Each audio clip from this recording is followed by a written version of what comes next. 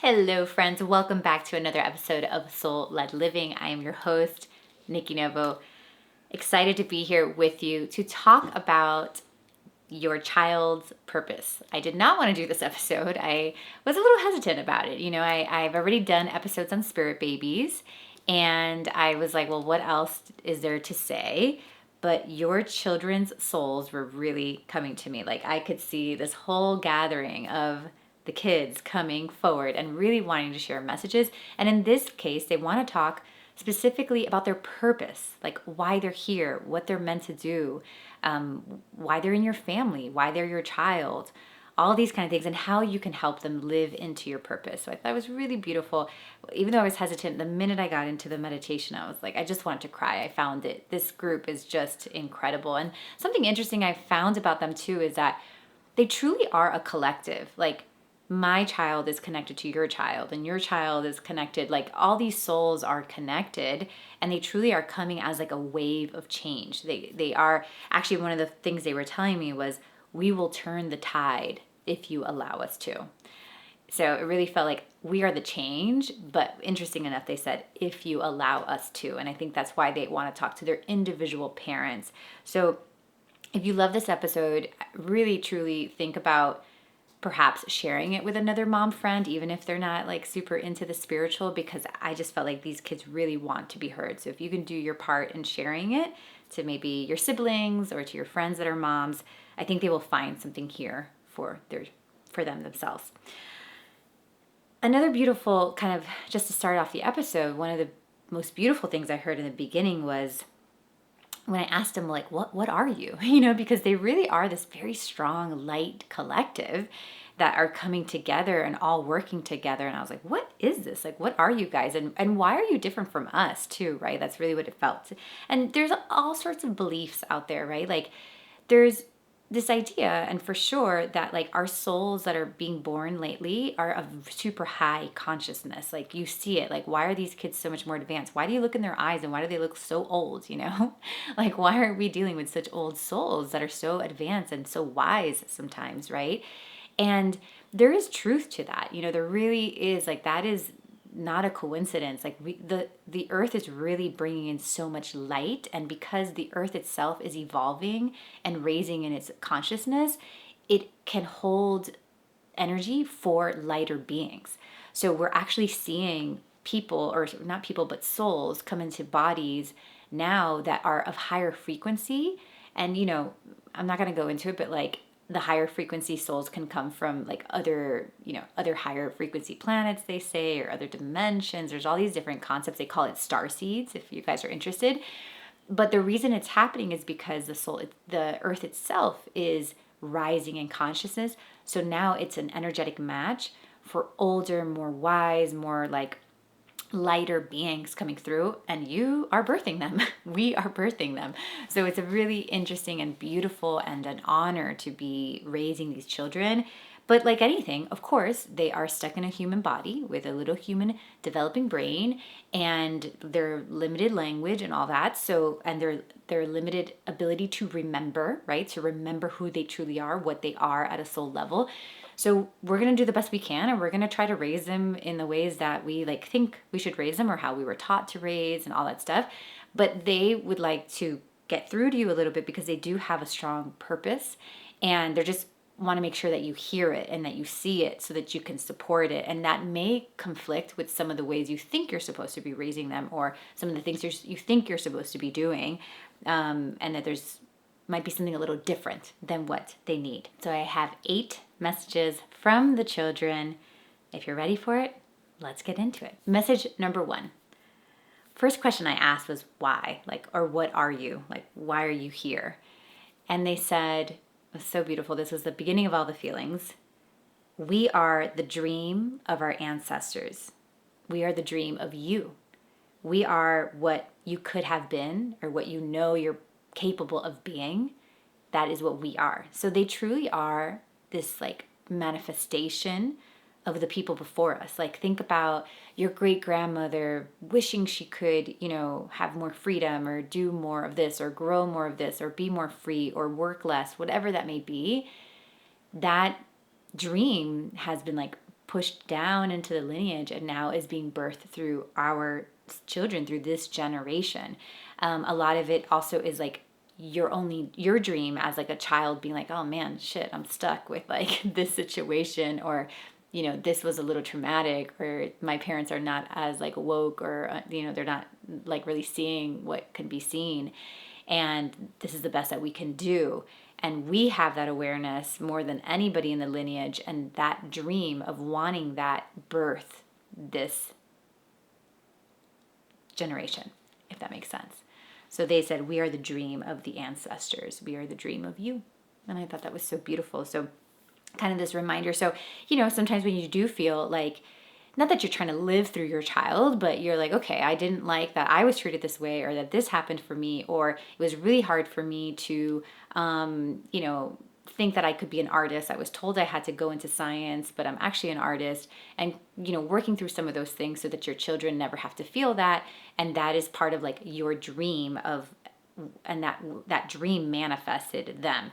So understanding that. Now, that is not to project all our stuff onto them, but yes, they are going to have less trauma. They are going to have not an easier path by any means, but they will be able to hear themselves, know themselves, kind of be able to connect with themselves quicker, faster, earlier than our generation did. And that is part of why they're here. Message number 2 is they really wanted us to know that they have a purpose. And they're like, you are not my only project. I am not your lesson, is what they're trying to say. Because I think it's easy to be like, oh, my child's bringing this up in me, and he's teaching me this, and I'm learning this, and I'm learning to be like that. And they're like, please don't do that anymore. Like, they really want us to know that they have a purpose. And in many ways, our job is to keep an eye out for what that purpose is. And they actually gave me some tips on like how to find that.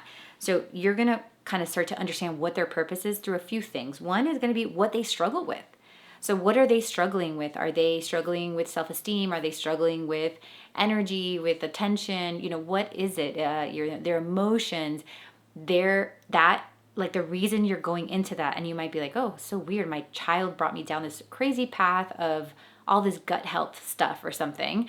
Like, that is part of their purpose. Not that they're bringing that to us, but there's a reason why they're going through that, because it's supporting what their purpose truly is. So what they're struggling with, if you feel a little bit crazy about like, oh, what early intervention, all these things, it's actually, yes, important to look at what they are struggling with, and to be a little bit involved and on top of it, because it is a road to where they're meant to be. So it's not so much like you're messing up or like they're falling behind. It's actually a road. It's a story. It's something that brings them there. I was thinking about, my son loves to read these comic books, and I can't remember who the author is, but he did this podcast episode, and I didn't, he was saying that he was dyslexic growing up. He doodled a bunch in school because of his dyslexia, because like it was like his only way to keep focus. And then he became a very famous comic book writer. I think he's the one that did A Diary of the Wimpy Kid. I feel like that's the story. So, obviously this thing that he struggled with had so much to do with like what he was meant to do in the world. So look at what they're struggling with, and don't judge yourself. And I know it's hard, obviously, to keep up with all our kids and all the things that they're struggling with. It's not about making them perfect. It's about bringing them down that road, wherever that road is bringing them. So it could bring them to a certain school, and at that school they meet a certain friend, right? Like, and that friend means something to them. So in their struggles, also paying attention to what they enjoy. And they're saying that what I enjoy may be different than what you praise me for.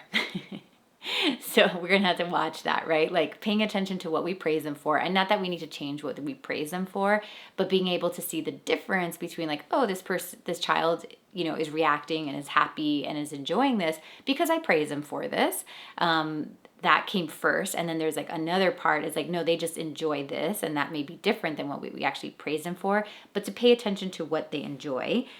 And also to pay attention to the questions they ask. They said that like, if you really listen to us, we ask like questions that kind of that will lead you to what I need. And it's not it's like a curious question. It's not like a question like I need you to do this or I'm asking you something. It's not really like a human like child to mom question. It just seems like a question that they might be asking about the world, or those like little random questions that they ask you.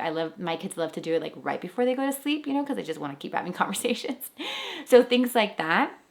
But if you listen to their questions, they said there's clues about my purpose. So yeah, to just remember that they do have a purpose, and we are truly here to help spot what that purpose is and bring them down those paths. Message number 3, they want to make it clear that the world that they are living in is very different than the world that we lived in. And specifically, it's going to continue to be very different and look very different, specifically in their like teenage years, like almost like high school, college years, very different. And I'm sure every generation says that. I would imagine my parents are like, oh my God, these kids are living in a very different world than I lived in. But they're saying like that's not comparable. Like we can't compare that. This is more like truly like the world has shifted and changing for many good reasons, also some like not so great reasons.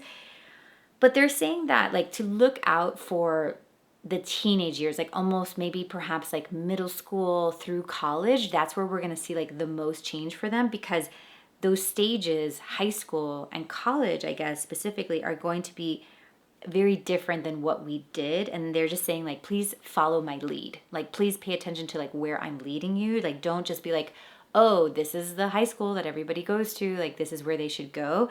Or this is the setup. Like, let them guide you. It seems like there's going to be a lot of creativity or like innovation in the way that you think about high school and college. So maybe, I don't know, maybe they're getting homeschooled, maybe they're going to an early college, I don't know, something different perhaps than what you saw. And they're saying that the reason for that is that when I say we, them, because they're like speaking through me, so I'm sorry if I'm confusing.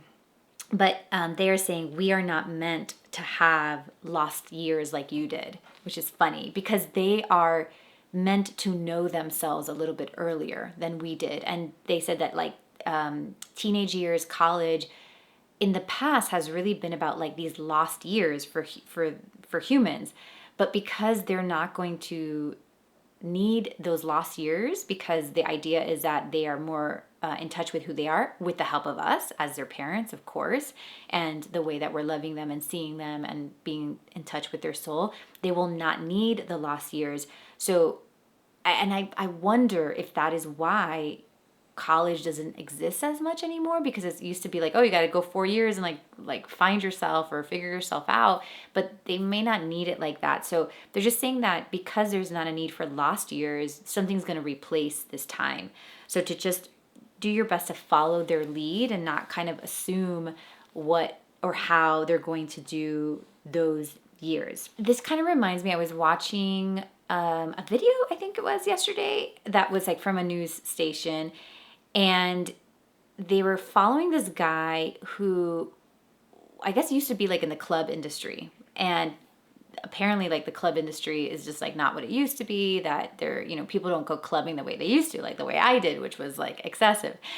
And now this guy started like these coffee shops where he brings in like music and people meet during the day and they have some coffee. But it's kind of similar to like club life because it's like a lot of people gathering. There is some dancing, but of course without like the 3 a.m. in the morning and the drugs and like the drinking or whatever. So that kind of feels like a representation of like almost those lost years not being needed as much, or it's like we don't want to get lost, we don't need to get lost, or it seems like our souls needed to get lost. Like there's something about like our souls needing to get lost and then finding ourselves later in like our 20s or 30s, maybe even our 40s. Like that was the process of awakening for souls before, but that is not going to be needed anymore in these generations. So they're going to be able to awaken earlier. And I don't know, I share that coffee place story because it kind of feels like a representation of that. Like, I don't know, clubs are like, let's say clubs are not going to be needed because this season or the stage in life is not going to be needed as much. So we just got to follow their lead on that part. Message number 4, they are asking us to please introduce them to philanthropy and to service. They are saying, I was born into privilege. Like the children are saying, like they are born into privilege and they are going to help those who were not. So this generation seems like, I guess because, we're in Aquarius times, very humanitarian, they are going to see the kind of disparity between, like, let's say an American and a person living in another country, like the poverty, like this difference. Although we have, of course, seen it, they're going to see it in a very different way. And they are not afraid of equalizing it, is what they're saying. Like, we're not afraid of them coming up to our standards, is kind of how they're saying. Where I guess, like, generations before, like, yeah, I know there's people poor in these other countries, but, like, let's keep them there. Like, we need that poverty for us to be able to have the wealth. Like, thinking that there's, like, a limited amount of, like, abundance or wealth or whatever. They don't see it like that. They're not going to see it like that. They're not going to be afraid of that. They're going to work on, like, equalizing. And because of that, they need to be introduced to, like, service and philanthropy early. Because it's again, part of, like, it's going to almost be part of their culture, is what it looks like, to understand that, like, service and philanthropy, where for some of us, I mean, I got some of it obviously going to Catholic school, but it's not like I'm taking my kids to do, like, service work or whatever every week. So I thought this was interesting for me, of course, but it looks like it will ultimately become part of their culture. It's not like, oh, you have to be religious to be service or be Christian. Like, it's part of what we do. And they need to see, like, it needs to be a regular thing in their lives. They need to see it as, like, pretty regular, like almost like brushing their teeth. It's something that they do. And they would like to be introduced to that. Message number 5, they're asking for their brains to be protected. I think what I got from this was who's speaking into my brain, so, like, social media, like, who is influencing me? What are people saying? Like, what am I listening to? But I think I also got this from just, like, a mental health point too. Like, what am I thinking? How am I thinking? Am I stressed all the time? Like, do I have time to relax? Is there talk about the brain? Is there meditation? Are there techniques that can help me settle my brain? Like, if I'm struggling with behavior or whatever, am I getting support for maybe what is happening in my brain? Like, this is a big key. This is something that's going to be very different than other generations. The brain is going to be looked at almost like, I don't know, I just guess, like, health overall, but the brain is going to be looked at almost as, like, something that needs to be watched over, something that needs to be protected, something that needs to be guarded, where it wasn't before. Like, this is going to, I'm guessing because, like, if you think about AI, you think about social media, there's all sorts of information out there. It's super overwhelming. And what's true, what's not true, like, what's good, what's bad, the amount of media, all that stuff. And it looks like that is part of, like, this protection that they need, but also that there is respect for the brain too. Like, it's something I'm looking for, where maybe in the past, we do eye vision tests, right? Like, we still do them in school, and, like, everybody knows, like, we got to make sure, like, does the kid need glasses? Like, are their eyes okay?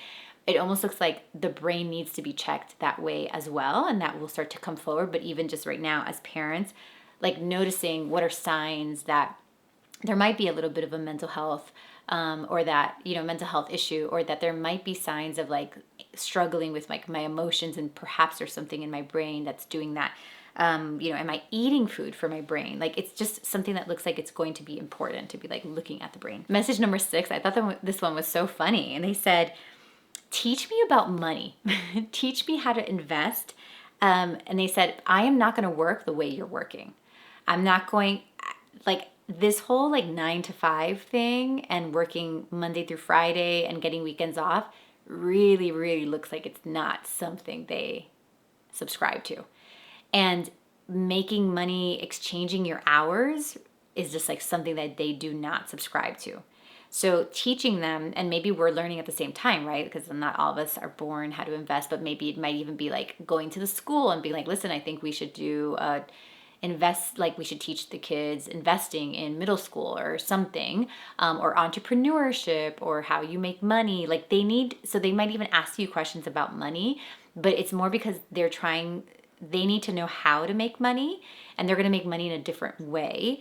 And that may also, like, inspire you to figure out other ways to make money. But that is something that's going to be very different for them. So they're like, introduce me to money early, introduce me to how money grows, introduce me to how money grows on its own. I don't know, investing is kind of like what I was seeing. I thought this was just funny because I was like, I don't think all of us can even teach that yet, like we're all still figuring that out. But it could be, maybe there's like programs on it. I don't know, maybe you're an expert in finance, like start a program and sell it to parents, because apparently that's what the kids want, because they want to work differently than we do. So explain it to them, introduce them to maybe starting a little lemonade stand or starting a little company at first, like things that they can exchange money for. They want to know about this because this is going to be very different for them when they get older. Next message is, although my life is meant to be quote unquote easier than maybe the way you had it, is like what they're saying. Maybe I'm not going to be as traumatized, and I have parents that are listening to podcasts like this. Like, this is amazing. Like, I have parents thinking about what I'm eating, and I mean, amazing, right? Like, we haven't seen that before. Like, as parents, guys, we are doing such a great job really for these children. So, but although, and they're meant to be protected and all these things that they're sharing with us, they're also saying, please let me do hard, rigorous things. So there's a difference between like protecting the child, protecting their brain, making sure they're not like, in systems that are not good for them, things like that. Of course, we're going to protect them in that way, but that doesn't take away from doing hard things. So doing hard things would be like, oh, this child really likes piano, and they're taking piano classes, but they don't really feel like waking up this Saturday morning and going to their piano class. Let's let them relax. And, I feel bad for him. He had like a really hard week at school, so I'm not going to push him to piano. They're like, no, please push us to go to piano. Like, protecting us doesn't mean taking away that skill to be able to be resilient and to get back up again and to fail and to try again. Like, that is something that they still need. And resilience and doing hard things doesn't come from trauma. It comes from getting good at something. So it comes from like perhaps like some skills that they're working on, or they're trying to become a better student in their math class, or they're trying to get better at their sport. Like, that's a way to do hard things without being traumatized, right? Like, they're not one and the same, and sometimes we're confusing the things. So can we protect them and care for them, but without taking away this opportunity to do hard things and to become resilient? And the last message I got, which I feel like I've already talked about, but I'll say it again because I wrote it down and I'm like forgetting what I said. They're saying that if you're thinking about school, if you're thinking about community or something for them, or you're going to put them into something, they're saying that the less organized of a system, the better. Like, they're saying think small. So for example, I am putting Ethan, our youngest, in piano classes, and there's a few options, right? There's like these little music schools I can do. There's like full-on programs that I can do. But there's also like the private teacher that like is, not a concert pianist or whatever, but like, has been playing piano for a long time, and maybe it's nothing super official. It's not like he's going to have like concerts, but it's almost like they're preferring things like that. And I think that that's why there's a movement to homeschooling, because a lot of parents are hearing what their kids are asking. And it doesn't mean that every child is supposed to be homeschooled, because I know that's not possible. My children are not homeschooled, but they're asking for like a lack of systems. And what I mean by system, that doesn't mean structure. They're not saying a lack of structure. They're saying a lack of system. So maybe, again, if I'm going to teach my kids spirituality, although I was raised Catholic, and it would be super easy to send them to a Catholic school, or to even just send them to CCD, like Catholic education, perhaps don't put them into that dogma, don't put them into that system, but still teach them spirituality, teach them what you know to be, or find a teacher that knows how to do teaching of spirituality, and letting them figure it out a little bit more on their own terms. That can also be like any other thing that they're into, any other sport or anything like that, that maybe we don't put into something that's super rigorous, super traditional or old school. A lot of them seem like they're saying like the smaller the better, and the less indoctrinated the better. I felt this for community as well. Like, I mean, I know I grew up in a very strong community. I grew up with a ton of friends. And while it was so beautiful, it was also like very cookie cutter, one size fits all. And they're asking to like watch out for that. So it's like, if I have community, is a community diverse enough to, and I don't mean diverse by like different cultures. I mean just that people can do different things, or that there's different ways of living. Some people live like this, some people live like that. Is there a diversity of thought? Is there space for me to like individually express myself without thinking like there's only one way to do it? Like you have to be like this, or you have to be a professional, or you have to go to the school, or you have to study this thing. Like, is there space outside of that? So definitely introducing them into like different types of communities as well, and maybe not getting super caught up in one specific community. It looks like they need to see a few other ways of doing things. So those are the messages from our children's souls. I thought they were so beautiful. And maybe listen back if you need to, but just like feel into what you feel your child is saying. And hopefully you heard them through this episode. But also when we look at our kids, right? Like being able to just kind of get outside of ourselves, know that the child has a soul. It has something bigger than just this little body that they exist in. And just even just praying and sitting over them, maybe not even speaking to them, but when they're going to sleep, and just saying, please show me, like, please show me how to show you the way, or how can I help you live into your purpose? Please show me the signs. Please, show me what you're interested in. Like, I want to be there for you.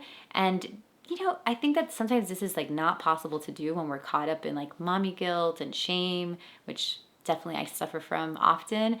But when we kind of get outside of that and be like, no, like they chose us, like this child chose me.